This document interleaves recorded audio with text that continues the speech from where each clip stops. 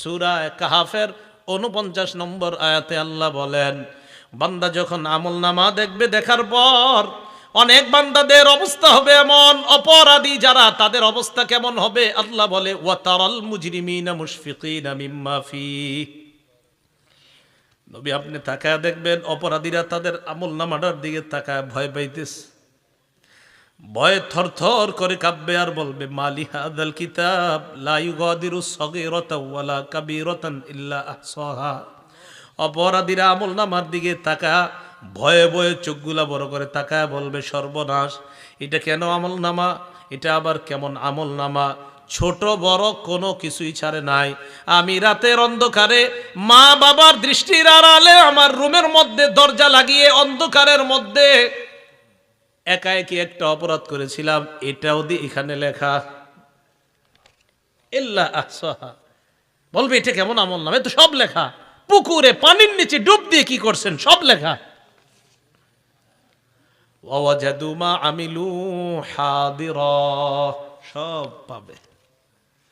সূরা নাবার 40 নম্বর আয়াতে আল্লাহ বলেন, ইয়াউমা ইয়ানজুরুল মারউ মা কদ্দামাত ইয়াদাহ, মানুষ যা আমল করছে সব দেখতে পাবে। ওয়া ইয়াকুলুল কাফিরু ইয়া লাইতানি কুনতু তুরাবা, কাফের বলবে, হায় যদি আমি মাটি হয়ে যেতাম। কাফের কি বলবে, আমি যদি কি দেখা আমলনামা নেন, বলেন কি দেখা। আসেন আগের কথায়, আমলের প্রতিদান নির্ভর করে কিসের উপর, নিয়তটা ঠিক করেন। আল্লাহ বুঝার তৌফিক দান করেন। এখন আমলনামা অপরাধী দেখে এইভাবে কাঁপতে কাঁপতে থাকবে থরথর করে। যাক, শেষ হলো এই পর্ব, দ্বিতীয় সাক্ষীর পর্ব। প্রথম সাক্ষী, দ্বিতীয় সাক্ষী ফেরেশতা। তো আজকে থেকে আমরা জমিনে চলার সময় মনে রাখবো যে জমিন আমার সাক্ষী হচ্ছে। আমি কি করছি, কোন সময়, কোন মুহূর্তে, কোন চা স্টলের সামনে দাঁড়িয়ে অশ্লীল কিছু দেখছি, কি করছি, সব জমিন সাক্ষী দিবে। দুই, শুধু জমিন না, ফেরেশতারা সম্মানিত লেখকগণ এইখানে আছে, আমার সব কর্মকাণ্ড দেখতেছে, শুনতেছে, লিখতেছে। মনে থাকবে। তিন, অঙ্গ প্রত্যঙ্গ। ও মনে আছে মাশাআল্লাহ আপনাদের, অঙ্গ প্রত্যঙ্গ। আচ্ছা, এবার সবাই একটু চোখ বন্ধ করেন তো আমার সাথে। করছেন? খোলেন। চোখ বন্ধ করলে কিছু দেখা যাচ্ছে? আচ্ছা, একবার একটু ভাবেন তো, আল্লাহ যদি জন্ম থেকে এই দুই চোখ না দিতেন?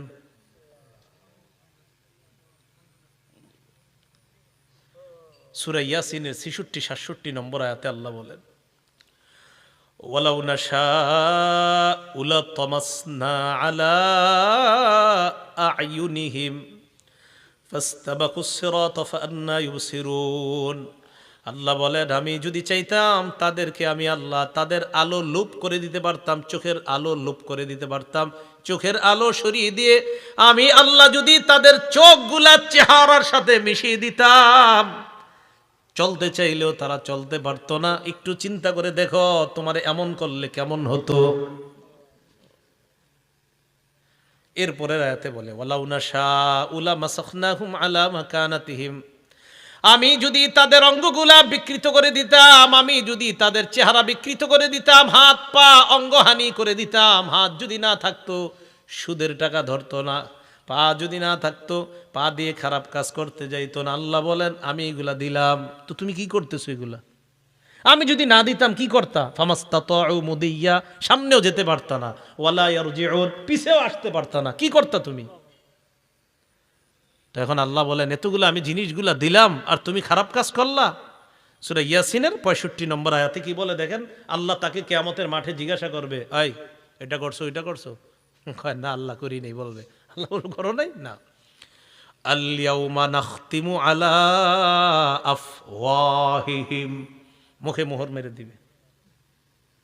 মোহর মারার পর আল্লাহ বলেন, ওয়া তুকাল্লিমুনা আইদিহিম, তাদের হাত আমি আল্লাহর সাথে কথা বলবে।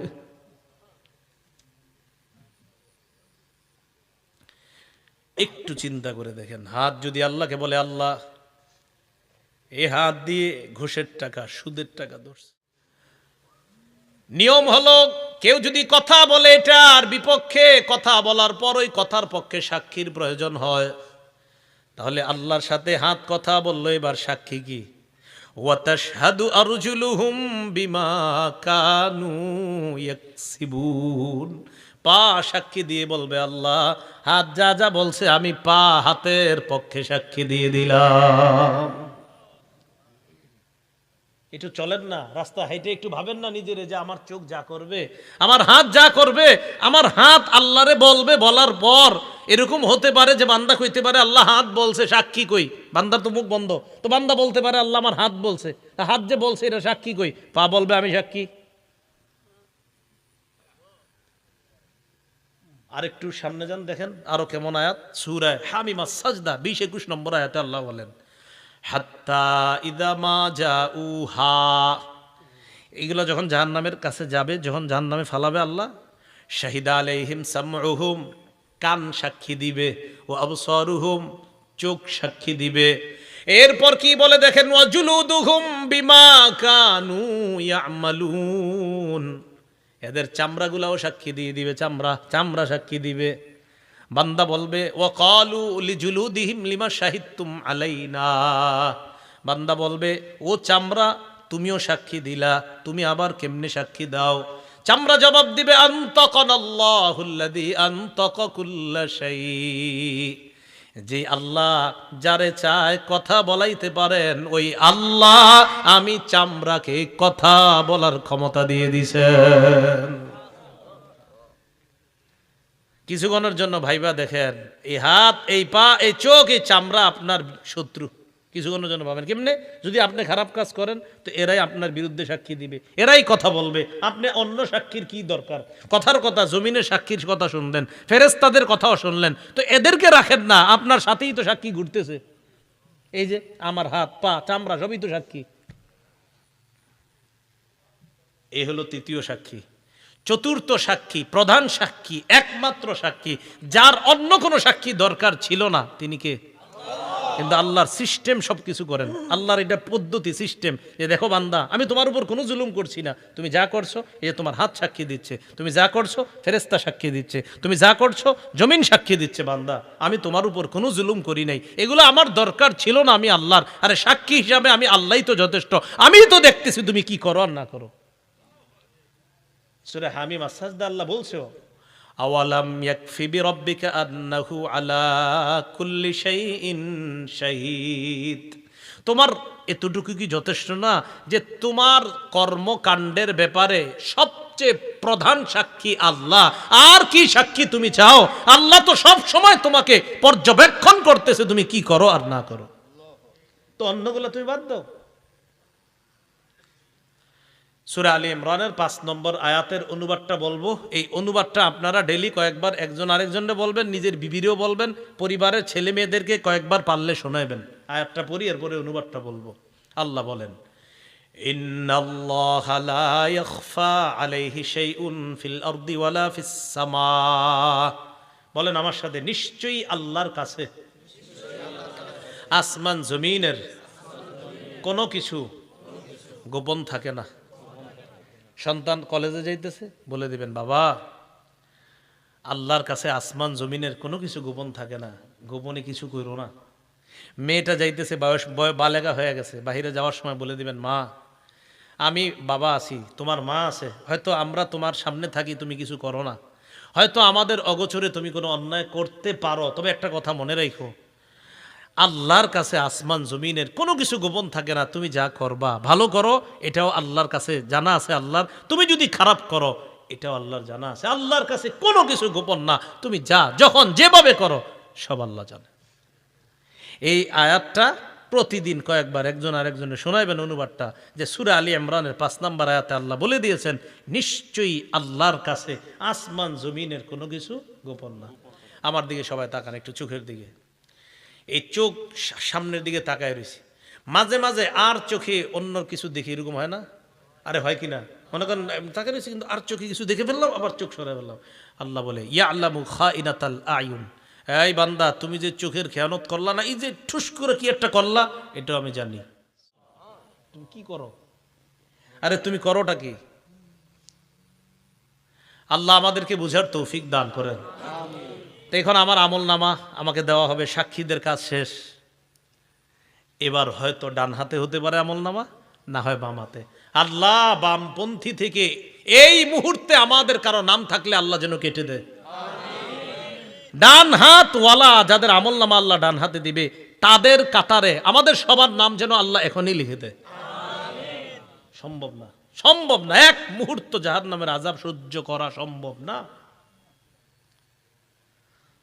সূরা হাক্কার 19 থেকে 31 নম্বর আয়াতে আল্লাহ বলেন, ফাআম্মা মান উতিয়া কিতাবাহু বিয়ামিনি, আমলনামা ডান হাতে দেওয়া হবে যাদের একদল।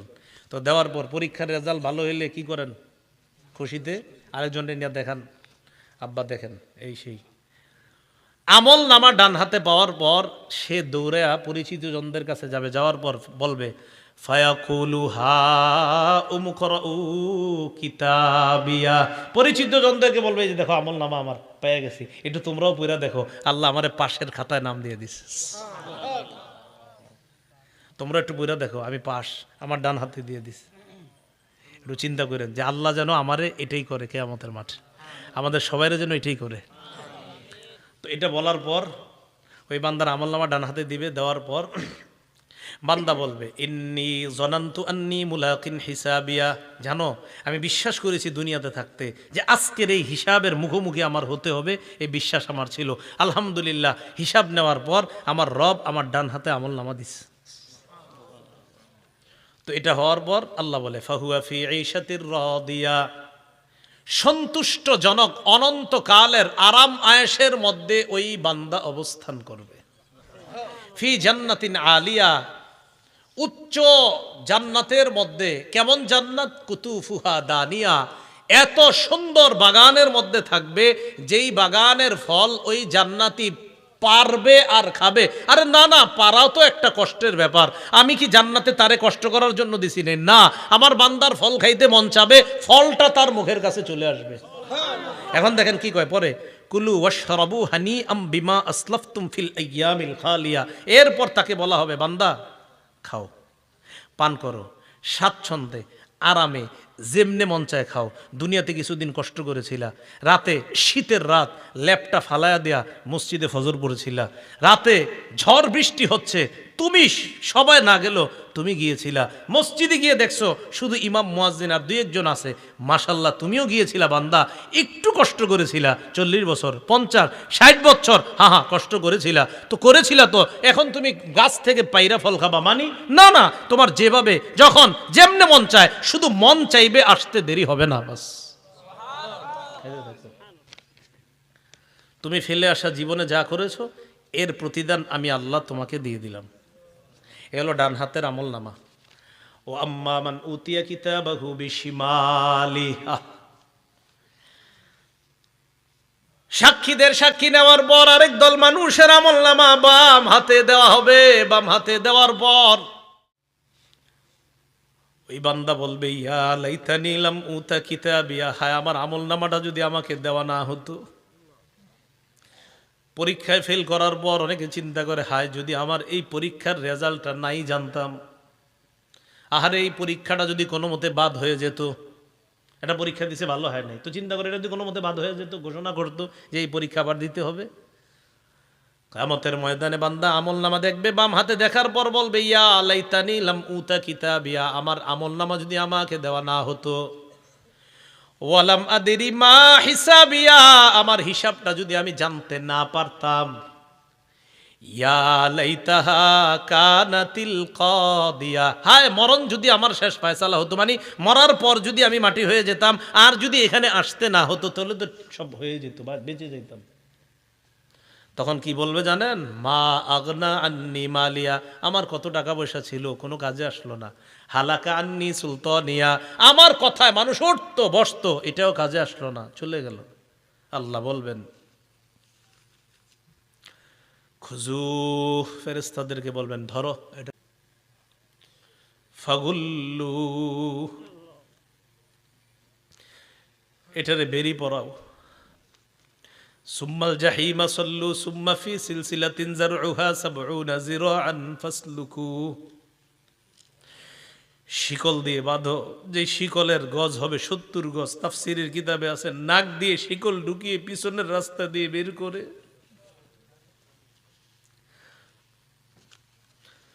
পুরাটা শরীরের মধ্যে পেঁচায়া এই ব্যক্তিকে এইভাবে ধাক্কা মেরে জাহান্নামে ফেলে দেওয়া।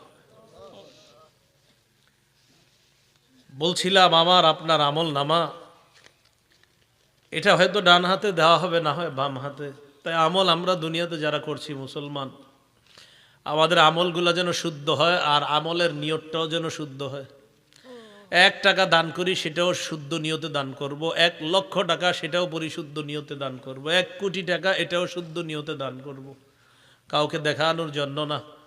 সহিহ বুখারীর বর্ণনায় আসছে 2118 নম্বর হাদিস, আম্মা জান আয়েশা সিদ্দিকা রাদিয়াল্লাহু তাআলা আনহার বর্ণনা। তিনি বলেন, ইয়াগজু জাইশুনিল কাবা, নবীজি সাল্লাল্লাহু আলাইহি সাল্লাম বলেছেন, এক জামানায় একদল মানুষ কাবা ধ্বংস করার উদ্দেশ্যে রওনা করবে। নাউজুবিল্লাহ। ইউখসাফু বিআউয়ালিহিম ওয়া আখিরিহিম, তাদের পূর্বাপর সামনের পিছনের সব মানুষগুলারে ধ্বংস করে দেওয়া হবে, গজব আইসা ধ্বংস করে দিবে। আম্মা জান আয়েশা বলেন, আমি বললাম, ইয়া রাসূলুল্লাহ, ফিহিম আসওয়াকুহুম ওয়া লাইসা মিনহুম, এদের মাঝে এমনও মানুষ আছে যারা তাদের বাজারের পণ্য সামগ্রী ইত্যাদি নিয়ে যাচ্ছে, আবার যারা তাদের অন্তর্ভুক্ত না। মনে করেন 100 জন রওনা করছে, এর মধ্যে 50 জন কাবা ধ্বংসের নিয়ত, আর 50 জন ভালো মানুষও তো থাকতে পারে হুজুর। নবীজি বললেন, আয়েশা, সবাইরই ধ্বংস করবে আল্লাহ, সবাইরই, ভালোগুলাও ধ্বংস হবে। তারপর এখানে নিয়ত কাদের ছিল ভালো, কারা কাবা ধ্বংসের নিয়তে গিয়েছে আর কারা ভালো নিয়ত ছিল এখানে, এটা তো আল্লাহ জানেন। ওই নিয়ত অনুযায়ী কিয়ামতের মাঠে তাদেরকে ফলাফল দিয়ে জান্নাত দেওয়া হবে। কথা মনে থাকবে তো? তাহলে নিয়তের উপর আমলের প্রতিদান নির্ভর করে। সহিহ বুখারীর বর্ণনা 123 নম্বর হাদিস, রাসূলুল্লাহ সাল্লাল্লাহু আলাইহি সাল্লাম বলেন, মান কাতালা লিতাকুনা কালিমাতুল্লাহি হিয়াল উলিয়া ফাহুয়া ফি সাবিলিল্লাহ। এক ব্যক্তি আল্লাহর রাস্তায় লড়াই করে, এক ব্যক্তি আল্লাহর রাস্তায় লড়াই করে। তো আল্লাহর রাস্তায় যিনি লড়াই করতেছে, উনি কোন নিয়তে আল্লাহর রাস্তায় লড়াই করতেছে এটা জানে কে?